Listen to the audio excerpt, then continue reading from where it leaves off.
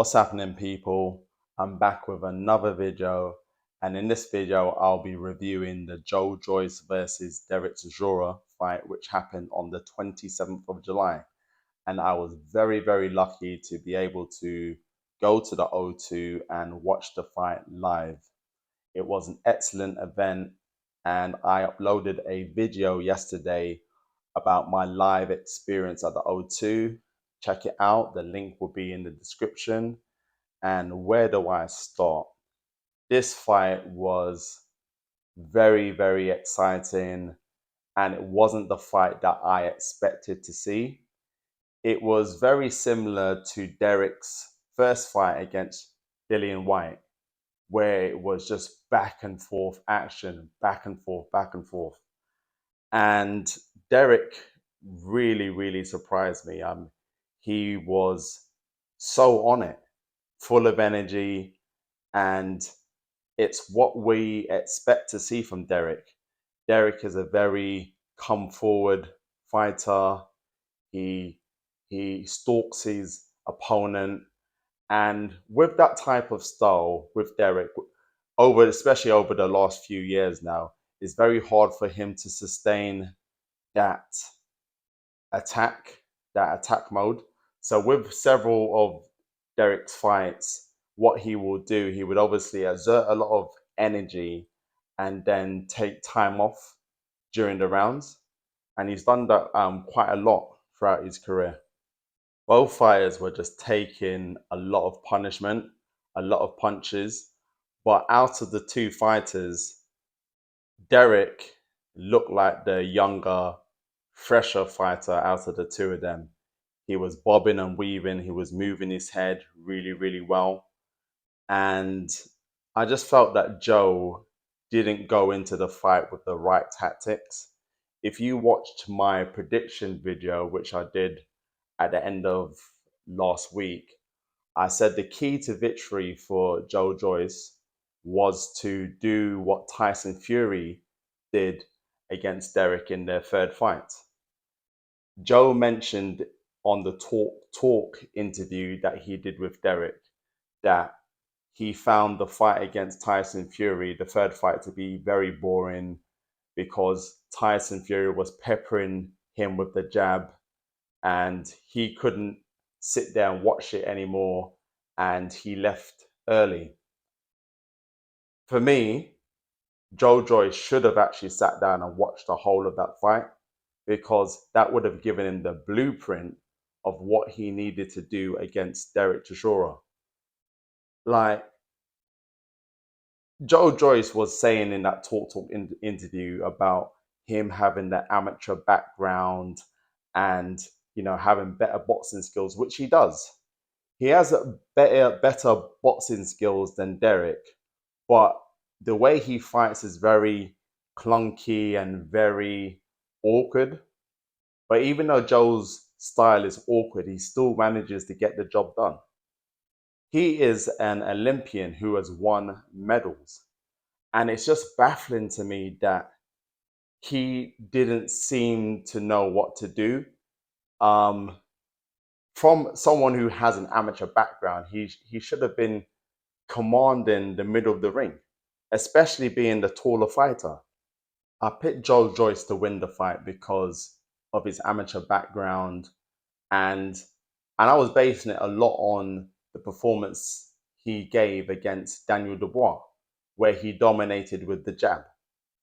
And I just thought if he employed similar tactics to Tyson Fury, then he would be successful in the fight. He just needed to be patient, keep his composure, because Derek's going to constantly keep coming at you. But being the taller fighter now, just use your jab as a rangefinder, keep Derek at a distance, and openings will appear. Because we know that Derek Chisora is not going to sustain that amount of energy throughout a round. Derek can only really punish a fighter from close range. So you have to take that away from Derek and stick out your jab with your longer reach. But Joe didn't do any of that. He came out every single round doing the same thing over and over again. And I was wondering to myself, what is his corner actually saying to him? Because I was watching it live, I couldn't hear any of what they were saying to him. But surely the instruction should have been, don't be trading with Derek. Keep your distance, keep your jab going. And this guy is going to tire out. When he gets tired now, then you put it on him. But he just kept playing into Derek's strengths, which is from close range. Derek is an excellent counter puncher, and sometimes with Derek as well, he looks like he's completely gone, he's completely out of it, but then bang bang, he hits you with something.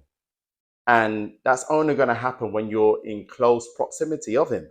I'm just baffled that someone like Joe Joyce, with his amateur background, couldn't make any adjustments. Dillian White learned from his first fight with Derek not to trade with him, to keep it long, because he knew he couldn't go into that second fight fighting the way he fought in the second fight, because he almost got knocked out. Derek almost got knocked out, but he decided in the second fight that he was going to be patient.